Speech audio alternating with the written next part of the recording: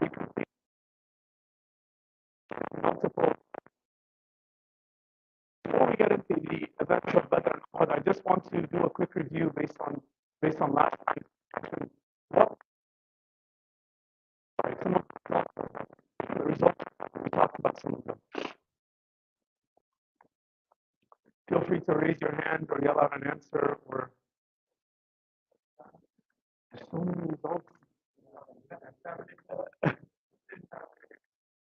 Okay, so most of them have an entity, and by the way, they're a strong entity because they just went to the high school bully, and this high school bully had been bullying the kids for years and years and years. And they went to the high school bully, pulled him up, and slapped him really hard across the face. You understand? So they just went up and pulled the local bully and slapped him really hard across the face.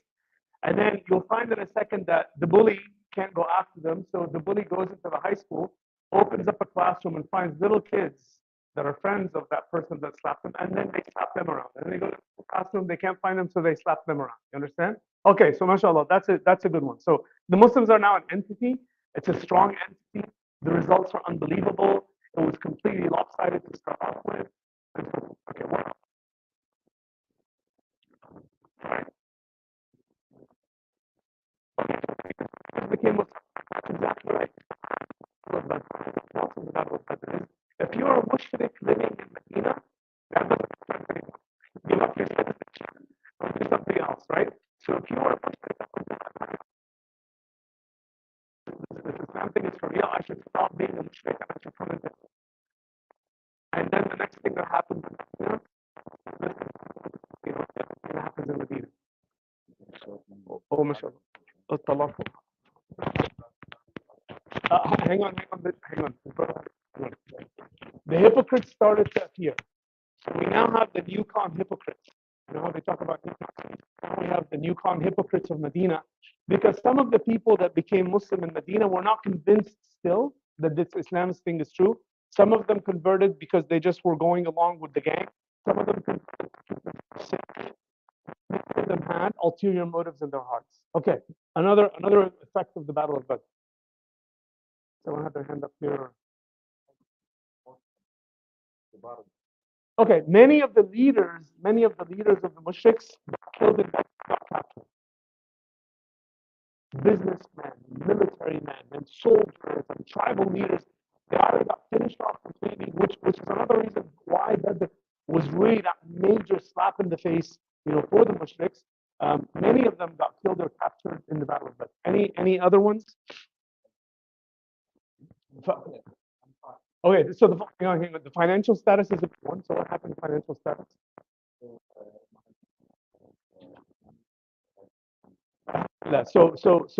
So now there's a little bit of money with the Muslims who were very poor. Zakat Ramadan became an obligation, right? The Battle of Badr occurred in Ramadan. The first Eid that was prayed was when?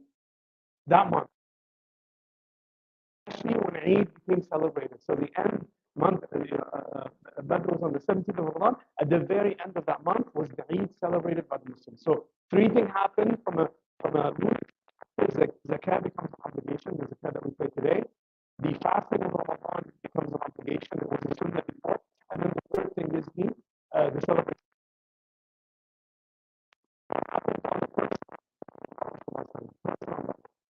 Very personal level. Okay, so his daughter died, Ruqayya died, and the other thing that happened is the daughter to someone called Br.Aala who was captured as a prisoner in Badr. And Br.Aala, by the way, he was uncle, Abu Jahl. So he was the son of Abu Jahl. And he was married to the daughter of the Prophet Zainab, who's exchanged. Turned back, Zainab gave the Prophet sent him to Medina the ransom for the husband, which included some of the jewelry from Khadija radiallahu anha, and the Prophet cried and he asked the Ansar for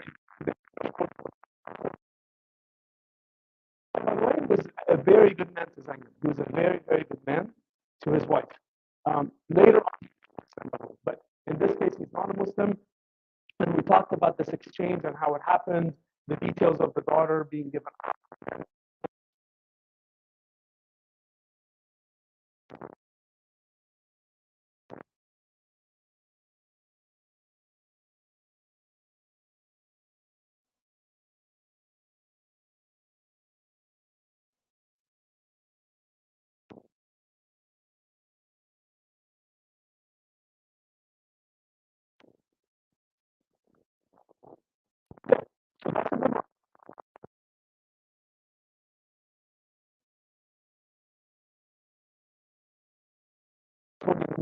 He's literally walking into Medina and CNN comes up with breaking news.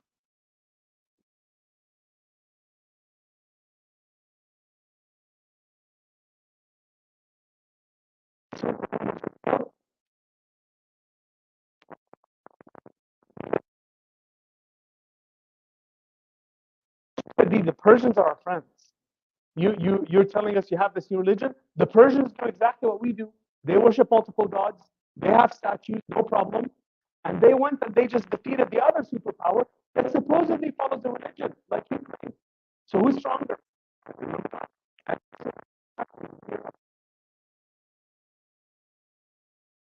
In front of the in front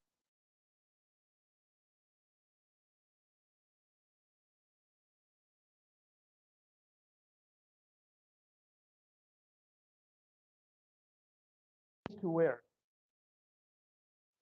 Bayt al-Maqdis. That's where he takes up Bayt al-Maqdis as a residency.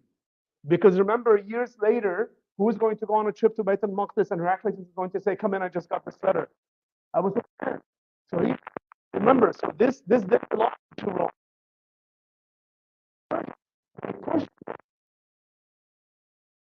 Had what is today, Palestine, Syria, Lebanon, all of that was under Persian occupation. The Persians had utterly defeated the Romans 9 years ago.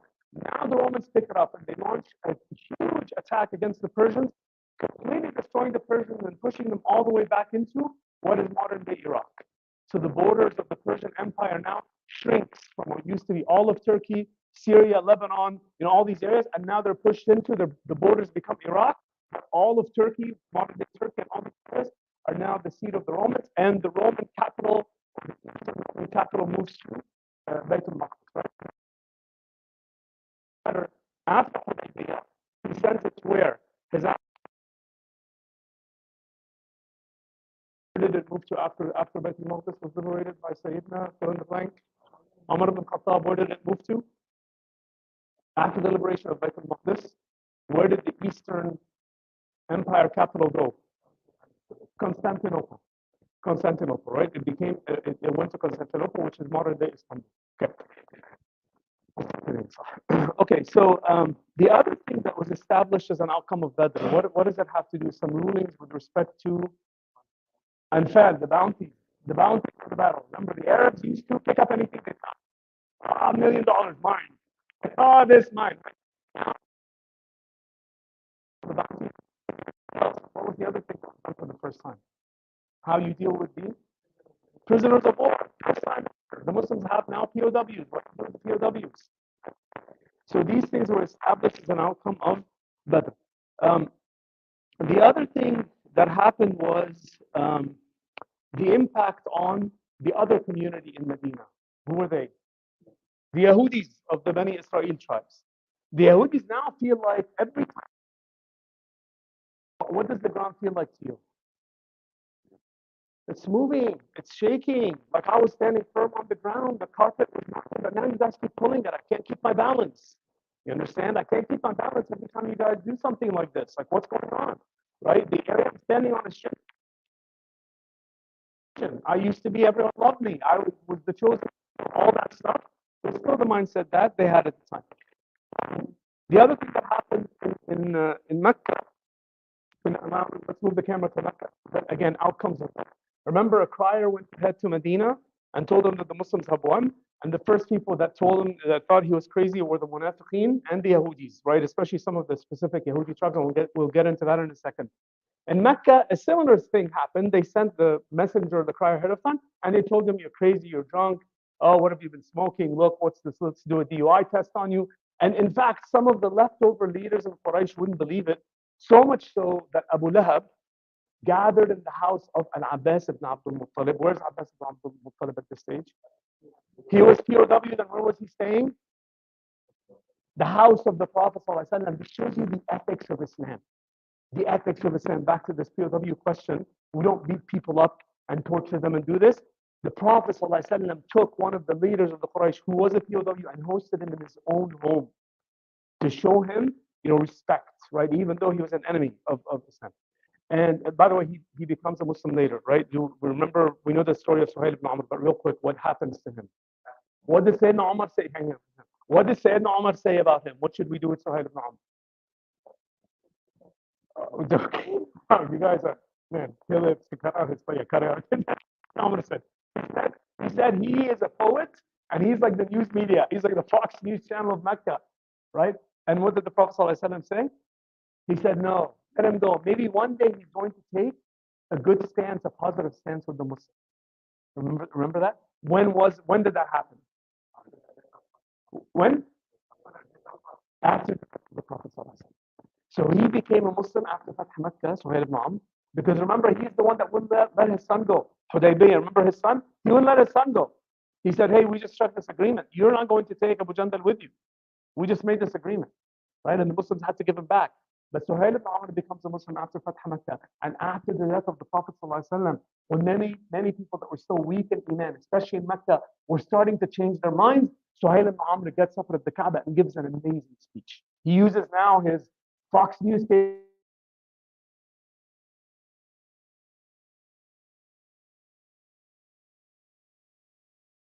This promise that the Prophet ﷺ expected him to do. The other thing that's happening in Mecca is a revenge planning. And revenge planning is started by Abu Sufyan. Abu Sufyan radiallahu anhu was not a Muslim at the time. We know what positions he played. He's now double promoted to the leader. He wasn't meant to be the leader, but he now has a double promotion. Right? He just went from a director to a VP in one jump, right? So he now runs Mecca, and Abu Lahab is so infuriated that they gather in the house of Abbas ibn Abdul Muttalib because it's an empty house. And he goes to Abu Lahab beats up the messenger that comes and says that the army has been defeated. And he says to Abu Sufyan, what happened? He's like, what's this news on here? What's going on? Is this really true what they're reporting in the news media? And Abu Sufyan says, listen, it happened exactly like you're hearing. I wasn't there, but I got the same reports that you heard. And Abu Lahab is just shocked out of his mind. And he's like, what? Like, tell me, how could this happen? And Abu Sufyan says to him, look, I don't know, but I can, and you understand like the conversation, like we had all these tanks and we had all these airplanes and we had all this artillery and we had 50,000 men and we had this and we had that. And we still got defeated against a bunch of people with training suits and machine guns. Like, how could this happen? You understand? So he says to him, the key thing that I keep hearing is these men showed up that we've never seen before, that were riding on massive horses, and they filled up everything between the heavens and the earth. Now, this conversation is happening as coffee is being prepared and cookies are being handed out in the house of Al-Abbas. It's not in his house. It's not in his house. They're in secret territory discussing how did this thing just happen in Badr. And who's hearing them preparing the coffee? The servant of Al-Abbas ibn Abdul Muttalib. His servant. His servant is a Muslim. And when Sayyidina Abu Sufyan speaks about these men on horses that no one had knew before, he says, wallahi, this is the servant, right? This is like, us, we're sitting and like, what something happens, so this is now what the servant does. So the poor servant gets pulled aside by Abu Lahab, and he starts to beat him up really, really hard. And the person that intervenes on behalf of the servant is the wife of Al-Abbas ibn Abdul Muttalib. And she really, really tells him off. She says to him, you're staying in the house, like the master of the house is in here, meaning Al-Abbas, and you dare do this to the servant. Not only are you gathering like cowards in his house, but you're also beating up the servant. Get out of my house.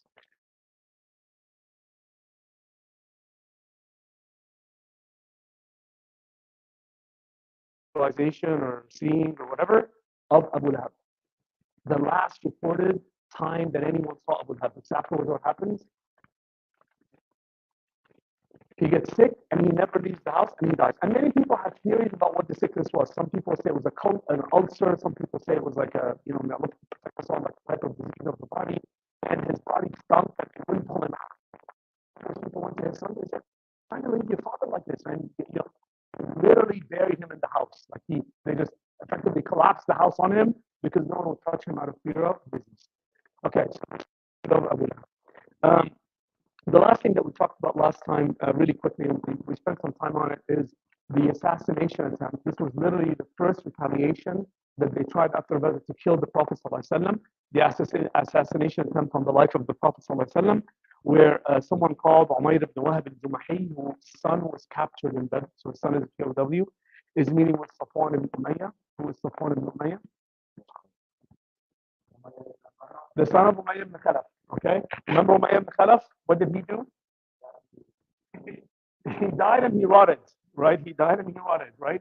And he was the one that used to torture Bilal, radiallahu anhu, Umayyah ibn Khalaf. His son inherited all this money.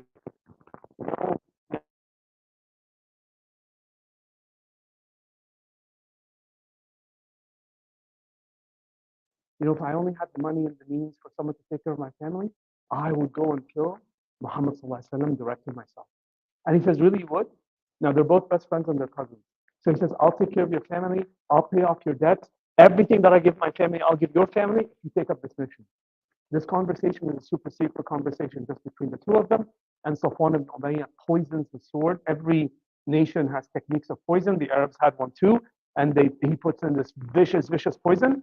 And he goes after trying to kill the Prophet ﷺ. And it's a long story, but who is he discovered by essentially? Umar ibn Khattab radiallahu anhu calls him out, and when he sees him, he says to the Prophet ﷺ, this is one of the dogs of Quraysh. He's only here for evil. And the Prophet ﷺ already knew why he was here. Safwan ibn Umayyah accepts Islam at the hands of the Prophet ﷺ. He actually becomes one of the biggest du'a in Mecca afterwards. But by the way, something I didn't say last time, Safwan ibn Umayyah accepts Islam. The Prophet ﷺ asks the Sahaba to do what? With Safwan ibn Umayyah. What do we do in your, you got no converts here recently? Once? No converts here? But answer the question first. No. Besides that, have there been converts here recently in the masjid? Just one time? Huh? 4 times, alhamdulillah. Well, we got work to do. Okay? We have work to do, mashallah. Okay, so the first thing we do when someone converts, we hug him. Okay. Shahada, okay, alhamdulillah. And the Prophet ﷺ tells them, teach him the Quran and teach him how to pray. This is so important. When someone comes in and accepts Islam, we have to teach them as much as they can, even Fatiha, Qul Huwa Allahu Ahad, even if they don't know the Tashahhud, teach them Fatiha so they recite it. Teach them a little bit of the Quran. Of course, he's an Arab, so this is easier for him. But even if they're non-Arab, give them a sheet that has the transliterated Quran, have them read it. But this is the first thing we must do. But by the way, just to go on a tangent for a second, we don't take care, and subhanAllah, we could do a much better job. Let me just say this: of people that accept Islam or are new, we can do a much better job. In the same way the Prophet ﷺ made the mu'akha between the Muhajirin and the Ansar, we have to have a system where when someone accepts Islam, we call out their buddy. Their buddy, they have to have a buddy. If it's a sister, she has to have a buddy from the sisters, right? But we have to have someone that's dedicated to looking after them, to checking on them, to inviting them to the masjid for halaqas or Ramadan or whatever. We have to do this. Otherwise, we lose these people. We lose them, right? Okay. There's an app. Oh, yeah, I got it. Uh-huh. Uh-huh. Wonderful. Wonderful, mashallah. We need that too. Yes, we need that too. Okay. Okay, alhamdulillah. That's great. We should, by the way, bring them in, like make them part of the community. So that's alhamdulillah. Okay, good. So now let's talk.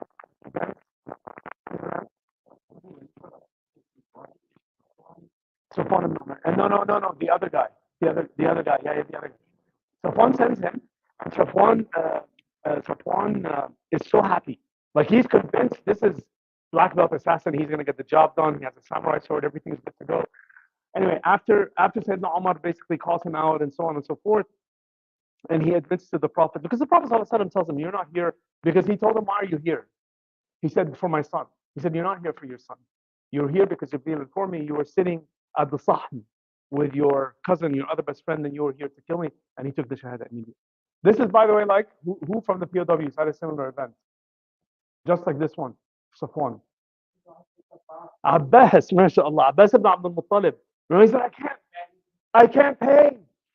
My credit rating is not 800. I can't pay 4,000. I can't pay that. You remember that? Prophet ﷺ said, you went out with your wife and you buried your treasure this place. And he says, Ashhadu annaka Rasulullah. By the way, many of the scholars of Sirah say, some people say Abbas was a Muslim before Badr, and he went along because he had to, which is what he told the Prophet ﷺ.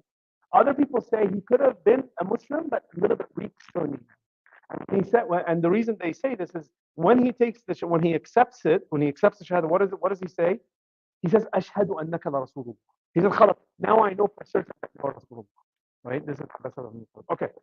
So now let's go back to events between Badr and Uhud. The first thing I want to talk about before we get into the Banu Qaynuqa, because this is what we're going to talk about first. We should all know this now. So listen up.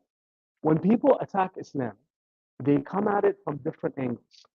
When they attack the Quran, they take certain ayat and they put it completely out of context. Oh, look, it says here that you have to go and fight. Oh, look, it says you have to declare. And this is one technique that they apply. The other technique they apply is they go after the Prophet ﷺ.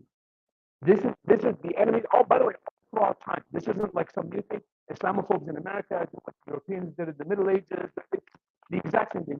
The character of the Prophet. They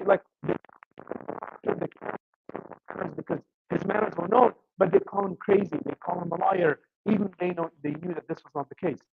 So when people go after the Prophet ﷺ and attack his character, they attack things like how many times did he get married, right? Or they attack especially now the treatment of the Yahudis of Medina, right? And we're going to see a situation like this now. And we are not to be apologetic for our deen, ever. Ever apologetic for our deen. Like if we need to be better informed on how to respond, we need to educate ourselves on how to respond, right? But the general, like let me just explain to you the Madani issues with respect to the Yahudis of Medina. In Islam, when someone commits a crime, they are held to account for the crime. Okay, and we live in Bothell, Washington. If someone goes and robs a bank, the judge, oh, let me see, oh, you're a Yahudi, then this, or you're a Muslim, then you're going to get double. They don't do that. They go, you committed a crime, and the crime is robbing the bank. Robbing the bank has so many years. You go to prison, you do this, you do this, you do that. You understand? This is the size with respect to standards of Medina. You hear things like, oh, he expelled these, and he did this here, and he just did it because of the Yahud. That's 100% untrue. Did it happen? Yes, it happened. Did it happen because they were Yahud? No, that's not the case at all. Not the case at all. The golden ages of the Yahudis over history were actually with the Muslims. The golden ages of the Yahudis were actually with the Muslims. Whether it was in Andalus, after Andalus was liberated, the Yahud flourished. The Yahudi community flourished. How did they? Places like Morocco. Because after the Spaniards went back, and they implemented rules with respect to everyone has to be a Christian effectively or die, the Yahudis left in the south and they went to live in Morocco. They were safe with the Muslims, right? In fact, I would argue that our Sharia has much more in common in modern day terms with the Yahud than it does with the Christians. So this is not an anti-Yahud thing. And you should never ever feel that you have to be defensive or apologetic. Oh, I'm so sorry, the Banu Nadir had to be kicked out. No, they had to be kicked out. We'll find out in a second why they had to be kicked out. You understand? So these are things that when Muslims defend themselves, it doesn't matter really what your background is. The bottom line is someone is committing a crime, and I'm not going to check your identity. I'm going to defend myself as a Muslim. Okay? And just has anyone heard of, these are just like two things, a lot more of these that you can talk about. In Baghdad, for example, one of the most important scholars was Saadi at the time of the Abbasi dynasty. This was a Yahudi, and he was actually participating and consulting with the government, right? The other thing is, has anyone heard of this man called Musa ibn Maymun? Musa, in English, they sometimes call him Maimonides. The Yahud call him Rambam. Rambam sort of means like alim al-ulama. You know, like the most knowledgeable of the stuff. This Rambam person, this Musa ibn Maymun, um, he actually is the one that wrote the fiqh, the modern day fiqh. He's the one that wrote this, and he madrasas of the Muslims. Now he wasn't Muslim, but he educated in the madrasas of the Muslims. Then later on, he became the head rabbi in Egypt. He actually lived in Tunisia, and he became the head rabbi in Egypt. These people lived in Muslim communities, and there was no issues with them whatsoever. And the Yahud themselves know this about these people. Like this isn't some big secret that we just uncovered. They know this, right? So this notion of going after the Yahud in particular is simply untrue.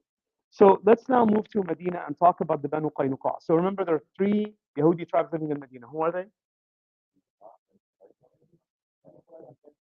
Banu Nadir, mashallah. The largest one was the Banu Qaynuqa, the largest one, and they were the largest tribe. They had about a population of 3 to 4,000, and they had 700 fighting men. They were the largest, most powerful tribe of the Yahud of Medina. And remember, when the news hits Medina, they're from the groups that's very saddened by the winning of the Muslims in Badr, by the victory of Badr. They're extremely upset that the Muslims have won, and they effectively start to make noise about it. They start to go to the Twitch here, shouldn't have won, could that happen? One of them actually said, we'll talk about him some other time. One of them said, if these leaders of the Quraysh were really killed by the Muslims, then there's nowhere for me to live anymore on the earth. Like, so you could see that they had this tremendous sympathy for the mushriks and this tremendous animosity building up against the Muslims of Medina. The Prophet ﷺ went to them. By the way, what did they do as a primary job? Does anyone know? What was the primary job of the Banu Qaynuqa? Nope, not for gold. Okay, so you're just going to keep going through the list. So that's it. So they were goldsmiths. So they controlled the gold market of Medina, but also anything that came out of metals. They were weapon manufacturers. They made pieces for arrows, pieces for construction equipment, and so forth. That was their specialization. So the Prophet ﷺ went to them in their markets, and he admonished them for what they were saying. Like, hey, what's the stuff I'm hearing? What do we have together? What's it called in Arabic? لا ما واحدة ماشي بس كيف عندك دي اسم ثاني. What is it? وثيقة. وثيقة. Remember this constitution of Medina that the Prophet ﷺ wrote, right? What did it say about the Yahudi tribes in particular? He said, you take care of your own, we take care of our own. You support your poor, we support our poor. You apply your laws all day long, no problem. Kosher, this and that, no problem. When it comes to Medina, though, ultimately the final say goes to the Prophet ﷺ, right, through Allah subhanahu wa ta'ala. Also, if Medina is attacked as a city, everyone has to defend. We defend, you defend. Everyone stands up for Medina, right? So if you're a Yahudi from Banu Qaynuqa or a mushrik from someone else, everyone stands up for Medina. The Prophet ﷺ goes to their market and he reminds them of the agreement. He admonishes them and he reminds them of this agreement, and he tells them, this is what we agreed to. Do you guys remember? A year and a half ago, we're going to work this thing together. And one of them gets up and he actually speaks very sharply to the Prophet ﷺ. And he says, do you think the men that you fought from Quraysh were real men? They're not real men. If you want war, we are the real men. We'll show you what real men do in war. So this happened when the Prophet ﷺ is in the market of the Banu Qaynuqa.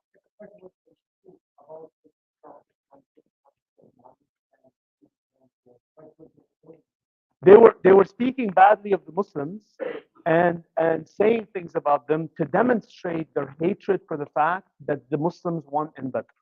So they were demonstrating outwardly that they were really aligned to the enemy.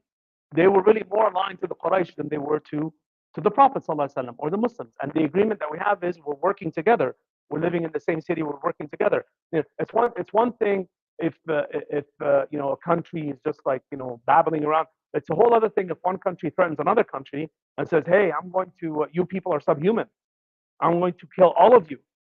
This is a real threat now. This is not a joke, right? So that's kind of how they were coming out. So that was for many issues, but I'm going to go through the two key issues happening with the Banu Qaynuqa. So that was one. And as I said, they said to the Prophet, don't be fooled by your victory. These are people, لا ذكر لهم. They're not even worthy of discussion. This was the superpower of the Arabs, by the way. The Qurayshis were the superpower of the Arabs when they were defeated. And then if you follow suit too. Then the other event that happened is a lady from the Ansar went to buy gold from the gold market of the Banu Qaynuqa. And she has her money, and the seller of the Banu Qaynuqa starts to flirt with the sister. And she doesn't respond to him, so he winks his friend in the back, who comes over and effectively pins her dress to a thing in the ground or ties it up to something behind her, such that when she got up from whatever she was doing in the market, she gets exposed. And she starts to scream. And one of the Muslims sees her and comes to her aid. And this Muslim is, mashallah, a brave warrior. He kills the man that does this. So the Yahud now, this person was in the middle of the Yahudi market. They gang up on him and they kill this Muslim. So the family of this Muslim goes to the Prophet ﷺ, and the Prophet ﷺ sends them the message. What's the message that he sends them? We have it? They have to leave. That wasn't the first message. That's the second message. MashaAllah. The first thing that the Prophet ﷺ says is this agreement that we have is now null and void. We had an agreement, and you guys have clearly broken this agreement. When someone, a Muslim country, a Muslim nation, a Muslim group has an agreement with another nation, one of the things that's expected is we fulfill our part and they fulfill their part. If they don't fulfill their part, we are not fulfilled or obliged to fulfill our parts. This is very clear in Islam, very clear, right? And if you recall, I've spoken about an ayah in Surah Al-Anfal. By the way, there's many ayat that discuss this, but the one we covered in Surah Al-Anfal is ayah number 58. فَإِمَّا تَخَافَنَّ مِنْ قَوْمٍ خِيَانَةً تَنْبُذْ إِلَيْهِمْ عَلَى سَوَاءٍ إِنَّ اللَّهَ لَا يُحِبُّ الْخَائِنِينَ. إِنَّ اللَّهَ لَا يُحِبُّ الْخَائِنِينَ. So Allah subhanahu wa ta'ala says, the treaty, then first give them a warning and let them know that they are traitors to the treaty. So the Muslims never attacks when there's a treaty. They first say, you have broken the treaty. Now it's every man for himself, as they say. You understand? Okay. So this is what the Prophet ﷺ does: is he sends them the message and he gives them the fair warning. And he basically says, I'm coming. And so the Prophet ﷺ prepares the army. By the way, the Banu Qaynuqa, like where do they look compared to where the Muslims are? Just give me a sense. Bothell compared to Kirkland. Okay, Bothell compared to Kirkland. Maybe a little bit further, but that's exactly right. Bothell and Kirkland. So the army, it's a short march, alhamdulillah. By the way, who's leading the army?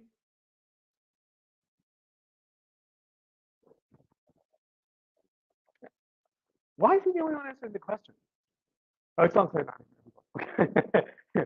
Hamza not from the Sayyidina Hamza now is the flag bearer, and they go to the Banu Nadir, and the Banu Nadir, by the way, the Banu Nadir have amazing forts.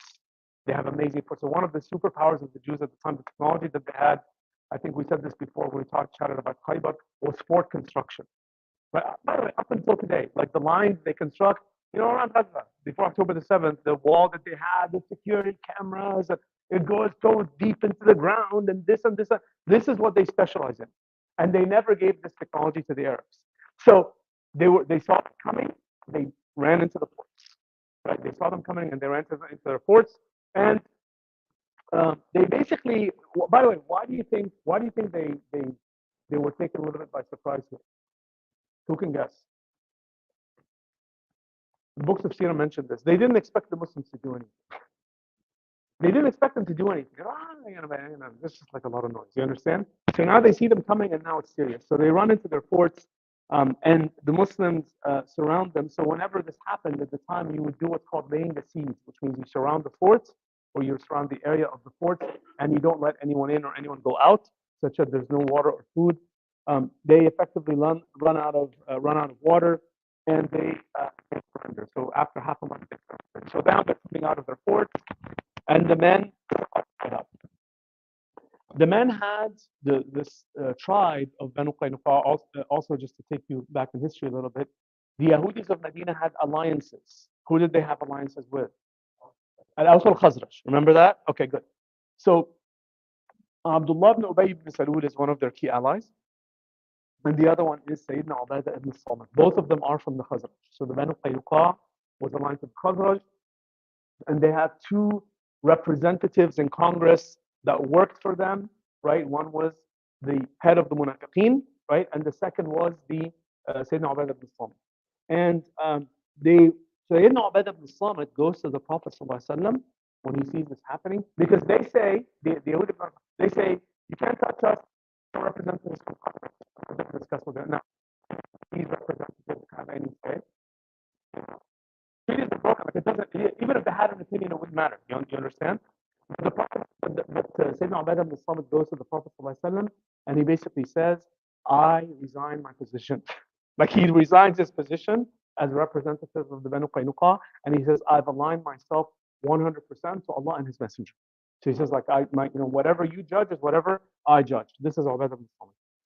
Abdullah ibn Ubay ibn Salul, who had always showed his hatred for the Prophet ﷺ and for the Muslims, because he was going to be the king of Medina, the leader of Medina, right? And now he feels this opportunity going away, and when they come back, he feels it's going even more. You understand? Like, hey, this thing is for real.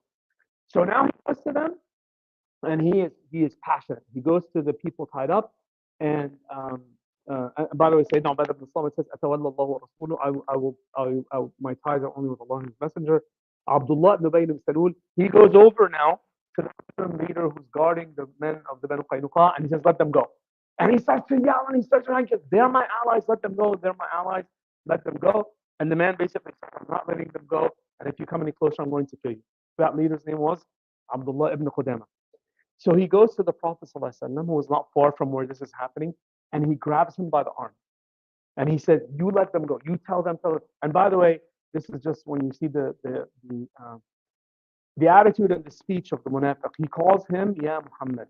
He never said, Ya Rasulullah. He said, Ya Muhammad. He goes to him, says, Ya Muhammad, tell them to let them go. I'm telling you to tell them let them go. And then he puts his hand in the armor of the Prophet ﷺ, and the Prophet ﷺ said, let me go. Like a few times, let me go.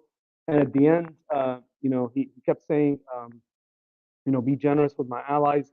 And at the end, the Prophet ﷺ, actually he says, Arsilni, and then he says, Wayhat Arsilni, like how could you do this? You better, how dare you? You better let me go.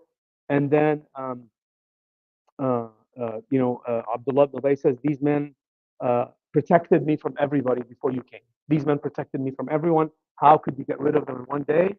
And then he says to the Prophet ﷺ, Inni akhsha dawa'ir. By the way, there's commentary on this. Allah speaks about this in Surah Al-Ma'idah. Inni akhsha dawa'ir. What does akhsha dawa'ir mean? Akhsha in Arabic means I'm afraid. What does dawa'ir mean? Circles, yeah. Dawa'ir means, dawa'ir is like luck. I'm really worried for luck. Look, they came, they protected me. What's going to happen to me tomorrow? They did all this, they did all that. I'm worried about the future and what's going to happen. And the Prophet ﷺ basically says, okay, we're going to eject them. We're going to give them 3 days to pack up and only carry with them what they can carry. Can only carry with them what they can carry. Sayyidina Abdullah, so they go to Ubadah ibn Samit. The Yahudis now, their ropes are taken off. They're going to pack, and they see Ubadah ibn Samit, and they say, can you believe this? We only have 3 days to pack up and go. And what does he say to them? If it was up to me, I wouldn't have even given you 3 days. Prophet ﷺ was generous, right? So they go and they pack up what they can, and they leave. And where do they leave to? Khaybar and Syria. Khaybar and Syria, right? So they start to move out of Medina, and the Muslims now are left with a huge amount of things that they left behind, including gold, the weaponry that they left behind and so forth, are now territory, and it's basically divided by the people, by the Muslims of Medina. Allah subhanahu wa ta'ala says in Surah Al-Ma'idah, by the way, you should review this, so it's 5 ayat from 51 to 56, but at the beginning, Allah subhanahu wa ta'ala says, Ya ayyuha alladhina amanu, la tattakhidu al-yahuda wa nasara awliya. O you who believe, do not take. By the way, this is another ayah that's used by the Islamophobes. This is another ayah that's used by the Islamophobes, 100%. Ya ayyuha alladhina amanu, so Allah speaking to the Muslims, to us the believers, la tattakhidu al-yahuda wa nasara awliya, ba'duhum awliya ba'd. What does awliya mean in Arabic? Allies, supporters. So when the Islamophobes use it, what word do they use? You guys are exactly right, by the way. Everything. Friends. They use the word friend. Look at the friend. Look at this. The Jew or Christian. That's not on the friend.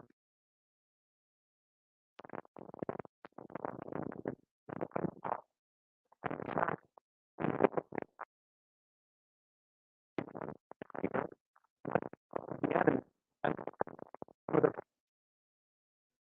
moving to you either get killed or right? What happened with this guy in Korea? You guys remember the time in Korea? Right? Okay.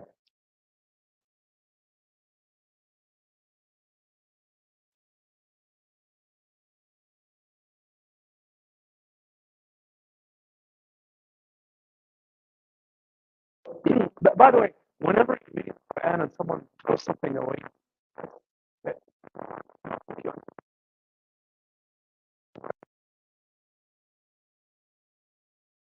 especially the types of things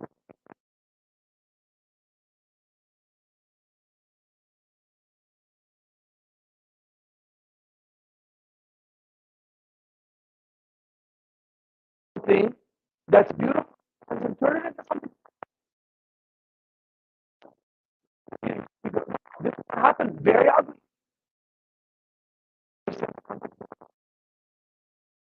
So, so this is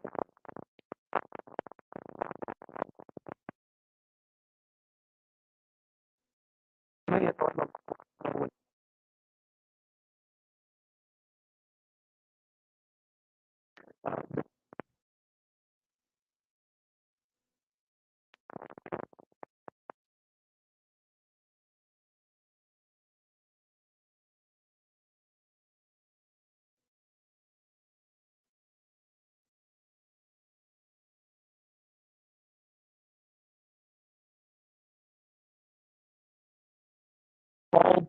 قلقلة القبر.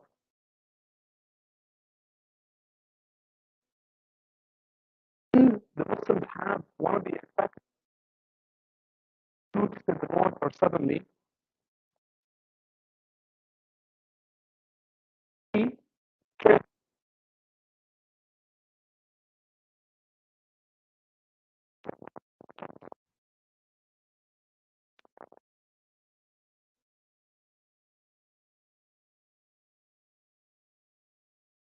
they have a around it before it gets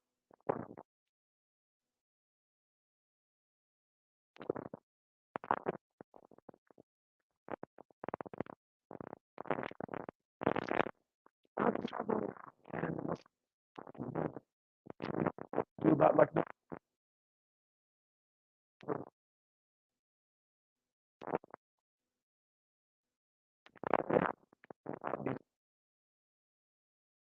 And Sulaim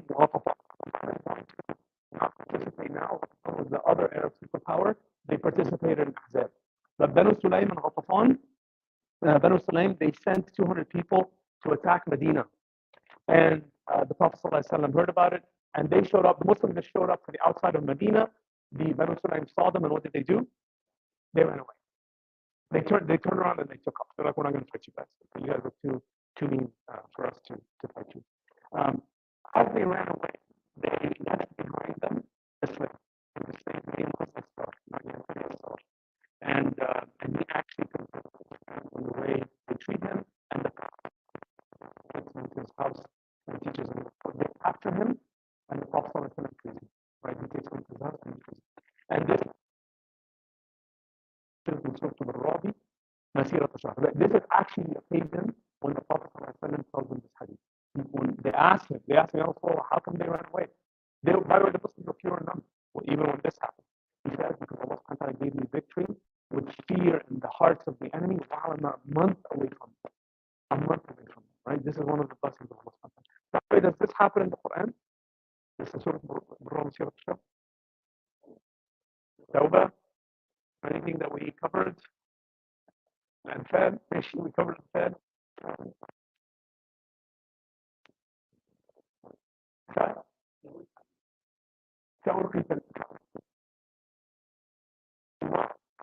Tells the Muslims and tells the angels specifically that descended on that day, I am putting fear in the hearts of them. Or who do they have support? Or how many drones they have? Or what intelligence they have from satellite? Once fear goes into their heart, they're done. They're done, right? When you see people fighting for purpose or for liberation, it's a whole story. You have a cause, right? Okay. The other thing we're going to talk about uh, is the Sharia. This is pretty disgusting, but let's go ahead and cover it anyway. It's called the Battle of Swipe. Swipe. What is Swipe in Arabic? A little market. Okay. That's this. Huh? Oh, that's right. It's Swipe. It's between barley and butter, and they this food. Yeah. So the disgusting part again was some of the time. I'm not going to shower until I take revenge on them, right? Which is pretty disgusting, right? And now he's getting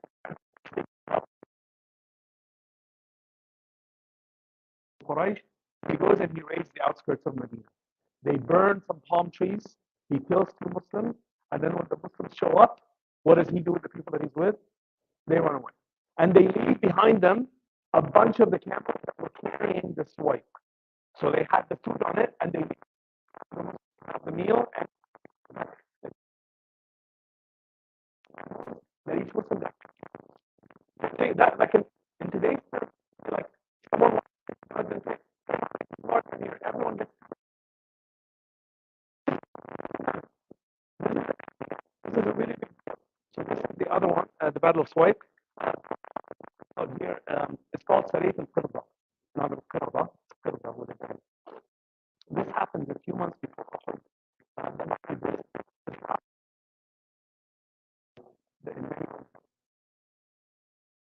So the Quraysh are now discussing. So the camera moves to Quraysh and that was threatening that for why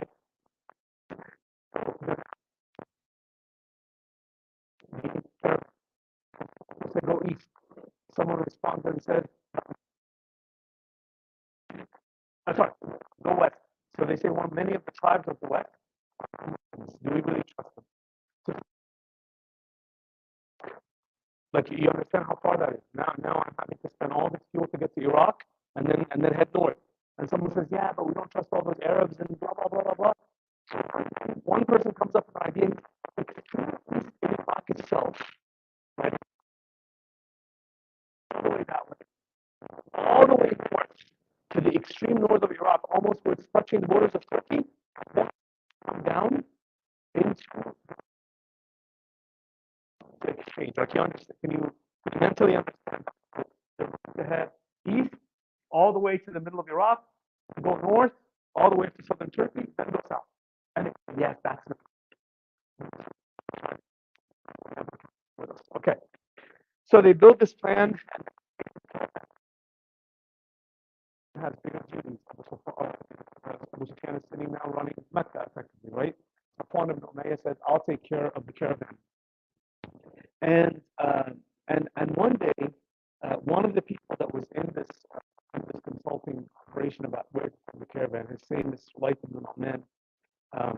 He one of this Safwan ibn Umayyah is getting drunk, and he's sitting with a Muslim. He doesn't know that the guy's Muslim. The Muslim guy is called Sulayt ibn Nu'man, and he's a secret Muslim in Mecca, and he basically both about the caravan.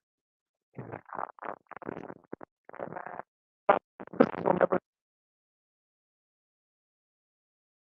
like, and he says this while he so Sayyidina Safwan ibn Umayyah, he goes and he commits to the they talk and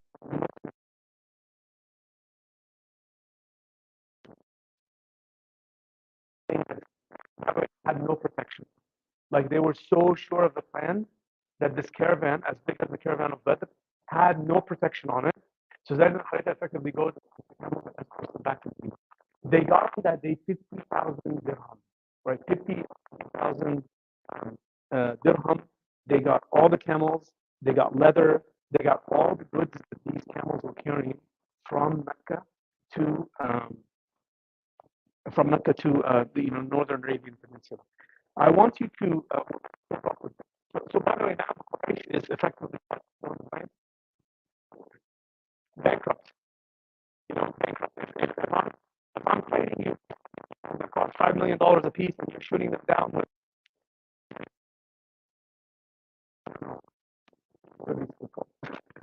you know, plumbing, okay, that costs 10 cents each, then yeah, eventually I'm going to probably go bankrupt. So this is effectively what happens here to the Quraysh. Reflect on something that we spoke about, and we'll close off with this. So last question. We spoke about in Surah Al-Anfal. What does Allah subhanahu wa ta'ala speak about at the beginning of the surah? وَإِذْ يَعِدُكُمُ اللَّهُ إِحْدَى الطَّائِفَتَيْنِ أَنَّهَا لَكُمْ. What does Allah subhanahu wa ta'ala saying? This is right at the beginning of the surah. And when you left Medina, Allah was promising you victory or one of the two things. إحدى الطائفتين. What were the two things? The caravan or the army or the kuffar, right? And the kuffar. They got the army. Now Allah giving them the caravan. Allah gives them both. That Allah says, so be comfortable.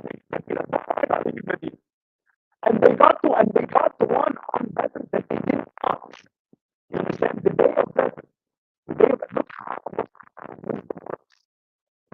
On the day of Badr, what was the effect? وَتَرَبُّونَ أَنَّ قَوْمِي ذَهَبَ الشَّوْكِ وَالْقَيْرَ الشَّوْكِ وَالشَّوْكَ من الأمر.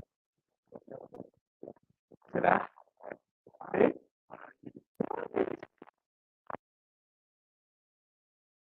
Like a sharp for a spear. It's telling the Muslim. And when nothing in that, we don't want to sharpen the sword. What is it? These are one of the now what is it? So now they actually have the victory over Badr. Yeah, Allah subhanahu wa ta'ala gives this.